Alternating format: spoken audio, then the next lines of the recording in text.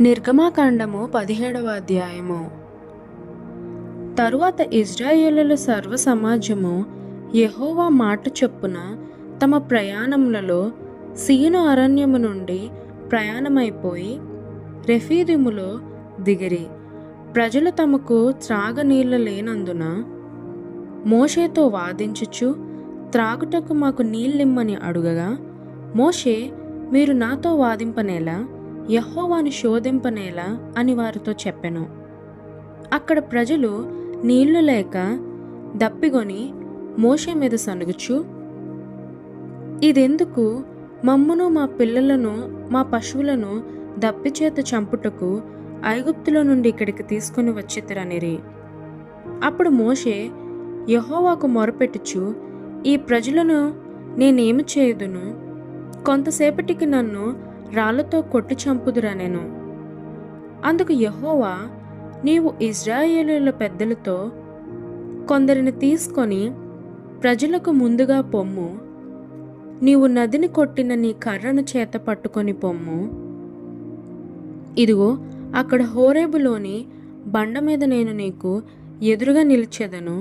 నీవు ఆ బండను కొట్టగా ప్రజలు త్రాగుటకు దానిలో నుండి నీళ్లు బయలుదేరునని మోషేతో సెలవీయగా, మోషే ఇశ్రాయేలీయుల పెద్దల కన్నుల ఎదుట అట్లు చేసెను.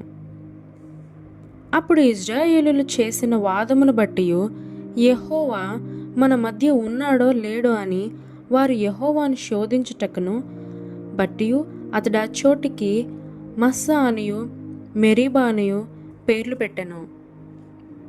తరువాత అమాలేకీయులు వచ్చి రెఫీదీములో ఇశ్రాయేలులతో యుద్ధము చేయగా, మోషే యెహోషువతో, మన కొరకు మనుషులను ఏర్పరిచి వారిని తీసుకొని బయలువెళ్ళి అమాలేకీయులతో యుద్ధము చేయుము.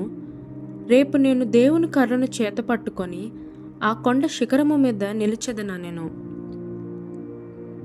యెహోషువ మోషే తనతో చెప్పినట్లు చేసి అమాలేకీయులతో యుద్ధమాడాను. మోషే, అహరోను, హూరు అనువారు ఆ కొండ శిఖరం ఎక్కిరి. మోషే తన చెయ్యి పైకెత్తినప్పుడు ఇశ్రాయేలులు గెలిచిరి.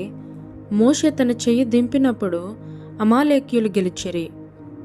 మోషే చేతులు బరువెక్కగా వారు ఒక రాయి తీసుకొని వచ్చి అతడు దాని మీద కూర్చుంటటకై దాన్ని వేసిరి. అహరోను, హూరులు ఒకడు ఈ ప్రక్కను ఒకడు ఆ ప్రక్కను అతని చేతులను ఆదుకొనగా అతని చేతులు సూర్యుడు అస్తమించు వరకు నిలకడగా ఉండెను. అట్లు యెహోషువ కత్తివాడి చేత అమాలేకు రాజును అతని జనులను గలిచెను. అప్పుడు యెహోవా మోషేతోనిట్లనెను, నేను అమాలేకీయుల పేరు ఆకాశము క్రింద నుండకుండా బొత్తిగా తుడిచివేదును గనుక జ్ఞాపకార్థముగా గ్రంథములో దీన్ని వ్రాసి యెహోషువకు వినిపించుము. తరువాత మోషే ఒక బలిపీఠమును కట్టి దానికి యెహోవా నిస్సి అని పేరు పెట్టి, అమాలేకీయులు తమ చేతిని యెహోవా సింహాసమునకు విరోధముగా ఎత్తిరి గనుక యెహోవాకు అమాలేకీయులతో తరతరముల వరకు యుద్ధం అనెను.